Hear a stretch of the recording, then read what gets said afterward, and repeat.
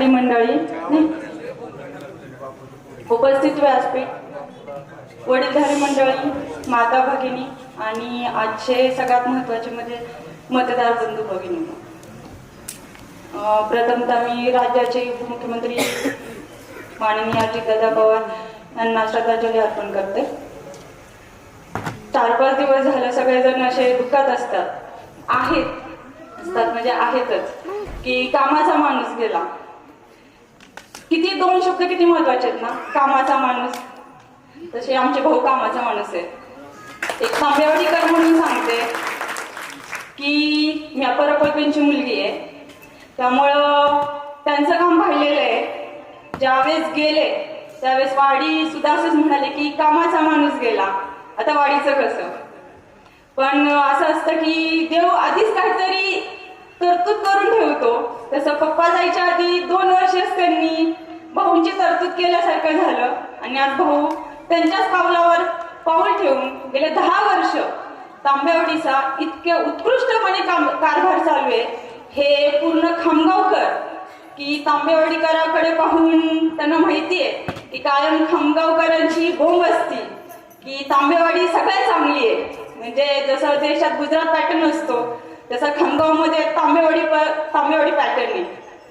आज मी स्वतः सांगते, गेले एक घरामध्ये कसं असतं ना की महिलाला माहिती असतं पुरुष कमवून जरी आणलं तरी घरातल्या अडचणी काय असतात. तसं घरामध्ये 3 गोष्टी महत्वाच्या असतात आपल्या.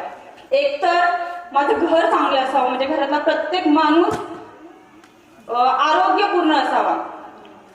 आणि त्याच्यातली पहिली तरतूद त्यांनी स्वतःच केली ज्यावेळेस कोरोना काळामध्ये आता सांगितल्यासारखंच की भाऊंनी एवढी मोठी तरतूद करून ठेवली की तांबेवाडीला खरंच कशाचीच गरज नाही पडली. घरपोच आम्हाला सगळ्या सुविधा मिळाल्या. अगदी टेस्ट असू देत, शाळेमध्ये क्वारंटाईनची सोय केली होती, वाफेच्या मशीन पासून वाफेत टाकायच्या औषधापासून सोय केली होती. त्यांनी गरज नाही पडली आम्हाला की मेडिकलमध्ये जावं म्हणून. आता आमच्या गावामध्ये 2 मोठे कॅम्प झाले.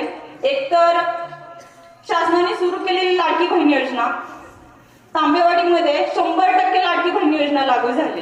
त्याचं कारण एक म्हणजे भाऊ, कारण कॅम्प त्यांनी हे केला की प्रत्येक घरी जाऊन आमच्या घरी स्वतः येऊन मुलं विचारायची गावातली, तुमच्या घरातल्यांची नोंद झाली का, फॉर्म भरलाय का.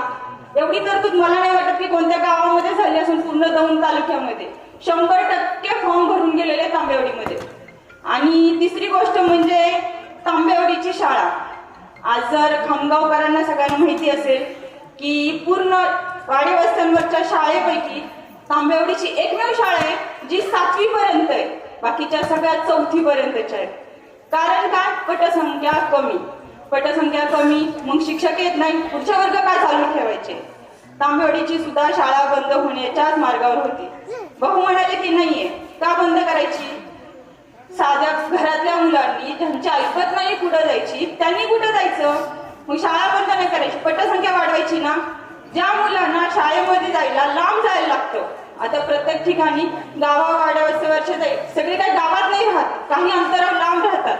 मग तिथपर्यंत येण्यासाठी काय लागतं तर सोय पाहिजे ना. त्यांनी स्वखर्चाने गाडीची सोय करून दिली. आज पूर्ण खामगाव परिसरातून गाड्या भरून आमच्या शाळेमध्ये मुलं येतात.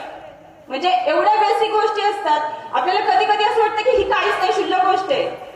मग जर ही कामं करणारे जर उमेदवार तुमच्या पुढे उभा असेल तर का मतदान नाही केलं पाहिजे. आज समोरचे अजितदादा पवारांच्या आपण म्हणतो ना भावनिक आवाहन करतात, घड्याळाला मतदान म्हणजे दादांना मतदान. दादा कोणाबरोबर आहेत आता, घड्याळ कोणाबरोबर आहे, कमळाबरोबरच आहे ना. मग कमळाला डायरेक्ट मतदान करा ना, घड्याळाला करायचं, मेन माणसालाच करा ना.